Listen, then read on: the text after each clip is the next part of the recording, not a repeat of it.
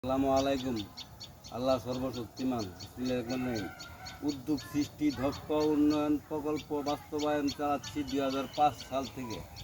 বুয়েটের বস্তু ধাতব বিভাগীয় প্রধান ডক্টর কাইনাসনের মাধ্যমে মেজর এক্সরে করানো হয়েছে। এর মধ্যে রয়েছে 70 ভাগ আয়রন, 25 ভাগ সুপুর সিলিকা, এসযুক্ত silica, zircon, rutile, ilmenite, magnetite, garnet, monazite, কার্বনাইট, নিউক্লিন, রাসায়নিক প্রযুক্তি, পারমাণবিক প্রযুক্তি, ইউরেনিয়াম চুল্লি ও বিমানে ব্যবহৃত থাকে। তাই আমি মাননীয় প্রধান উপদেষ্টার কাছে আমার আকুল আবেদন, আমার এই মজুত করা খনিজ সম্পদ বিনিয়োগ করতে পারলে হাজার হাজার বেকারত্ব